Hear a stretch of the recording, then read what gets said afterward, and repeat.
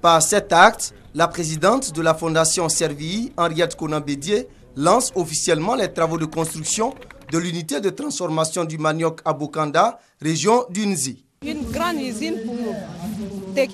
Bokanda, je suis très contente. On ne fait plus la tiéké dans la main. Tout ce qu'on veut faire dans la tiéké, on fait ça dans l'usine.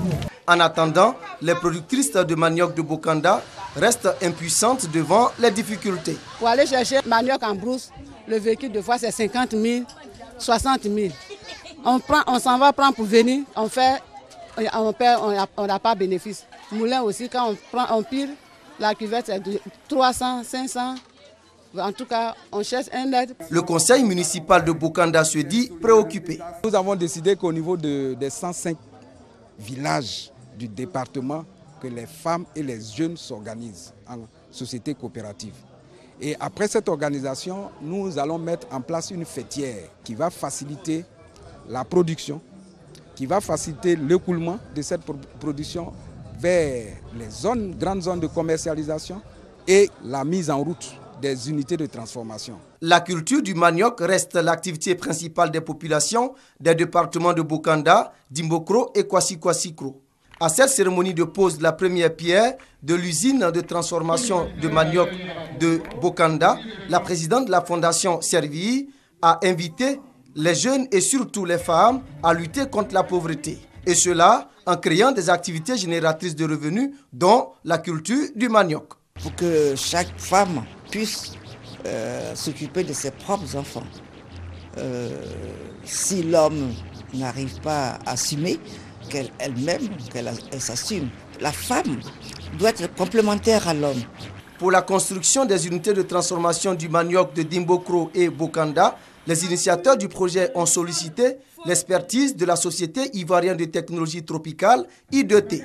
Il n'est pas question ici d'importer des technologies de l'extérieur, étant donné que la Côte d'Ivoire vise l'émergence à l'horizon 2020. Il est question ici de développer des compétences sur le plan local et je pense que I2T a une contribution assez importante à apporter, n'est-ce pas, dans la mise en œuvre de ce programme. À partir du manioc, l'on peut produire de la tiéké, du placali, de l'amidon à usage alimentaire et industriel et de la farine. Pascal est mécanicien auto.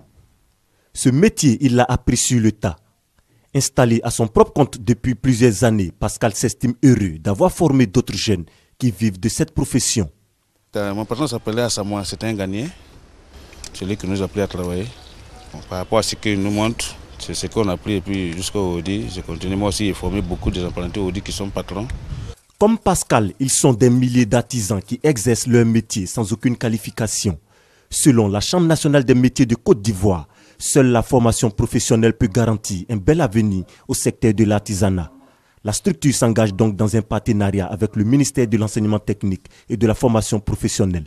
Le secteur de l'artisanat regroupe plus de 245 corps de métiers. Nous donnons de l'apprentissage sur le tas et notre collaboration pourra permettre aux jeunes de pouvoir se perfectionner dans les centres de formation. Le secteur des métiers, le secteur des artisans, c'est un bassin de plusieurs milliers d'emplois qu'il faut exploiter.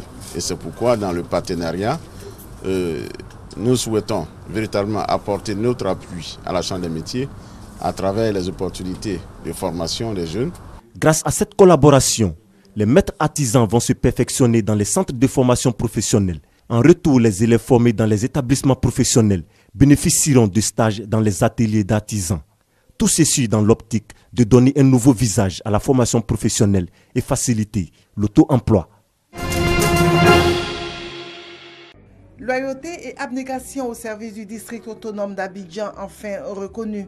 En tout, 340 agents qui ont à leur actif entre 15 et 35 ans de service. Ils ont reçu des médailles d'honneur, symbole du travail accompli. Monsieur le gouverneur, je saisis cette occasion particulière pour vous exprimer, au nom de tous les récipiendaires, ma profonde reconnaissance et ma sincère gratitude pour les médailles, les diplômes et primes symboliques qui consacrent et couronnent de longues années de service. C'est une initiative du gouverneur du district d'Abidjan. Objectif, récompenser ces hommes et ces femmes dévoués au service de la nation, mais surtout encourager la jeune génération. Ma joie est grande de voir des doyennes qui ont donné de leur sueur pour que le district soit ce qu'il est aujourd'hui. Ils ont du mérite. Par leur exemple, demain, d'autres vont suivre. Ce sont des grands exemples pour nous tous. Ce mérite revient d'abord à la haute direction du district.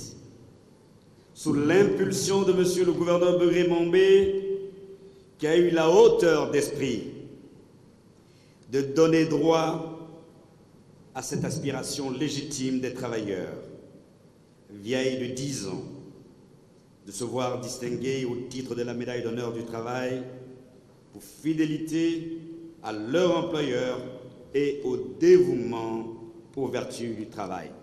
Les 340 agents récompensés, dont 38 femmes, sont répartis entre 4 catégories, médaille grand or, or, vermeil et argent. Augustine a 32 ans. Depuis sa naissance, elle n'a célébré son anniversaire que 8 fois.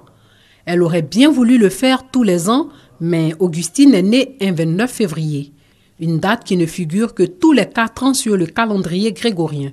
C'est bizarre. D'autres même souvent même se moquent même de toi, c'est 29 février, tu es né. Oui. Je suis contente parce qu'au moins cette année-là, c'est tombé si un 29 février.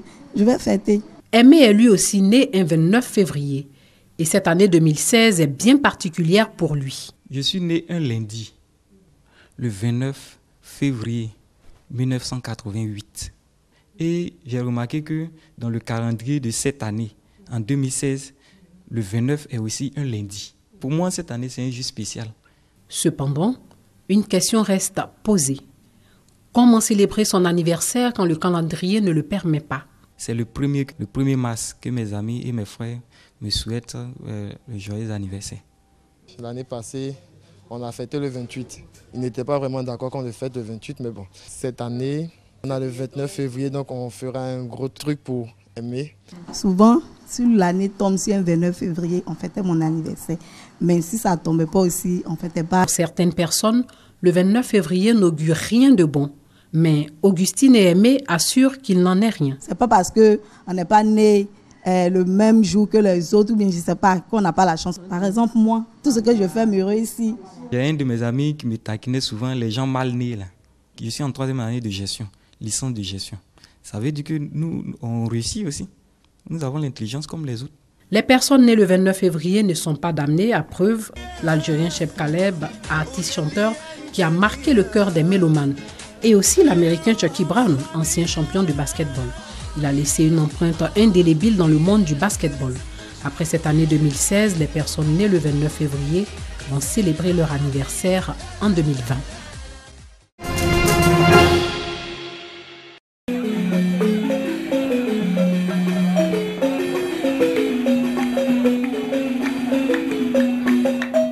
Grand rassemblement de rythme, de chant et de danse. Touré Daouda, député de Kolia et commissaire général de ce festival, a battu le rappel des meilleurs artistes de musique traditionnelle du pays Sénoufo pour cette première édition de Kolia Blues Festival. Population, élus et cadres de la région ont tenu à vivre cet événement. J'ai été touché parce que j'ai vu les témoignages des populations qui savent pas ce que c'est que le blues. Aujourd'hui, on leur a fait comprendre que le blues, c'est votre musique. Et c'est les mêmes peuples-là qui sont partis en Amérique et qui jouent la musique que vous jouez d'une autre façon. Mais vous voyez, c'est les mêmes vibrations de voix, les mêmes intonations. Il est temps que des gens pensent au blues et qui ramènent le blues à sa source qui est l'Afrique. Ramener le blues en Côte d'Ivoire, ramener le blues dans la Bagoué, ramener le blues à Kolia. Un pont culturel entre l'Afrique et l'Amérique. Plus précisément, l'État du Mississippi, considéré comme terre d'accueil du blues. Un blues dont les acteurs ont toujours reconnu que les racines de ce genre musical se trouvent en Afrique. My first time being here, Africa. I love what I saw this morning. J'ai pris connaissance des danses africaines qui sont d'ailleurs très bien. Et j'ai pris beaucoup d'images, beaucoup de vidéos que je vais amener aux États-Unis, à Mississippi, pour travailler dessus et voir quelle est la connexion entre ces danses traditionnelles et le blues qui se passe aux États-Unis. And I want you to roll, roll me baby, roll me girl like you roll your wagon wheel, roll me pretty woman like you ain't got no sense in the field. Retour aux sources donc pour le blues qui vient s'imprégner du terroir, se ressourcer afin de redonner au blues une nouvelle dimension. 3 jours durant, du 26 au 28 mars, Kolia Blues Festival va constituer une véritable attraction dans la région de la Bagoué, au nord de la Côte d'Ivoire.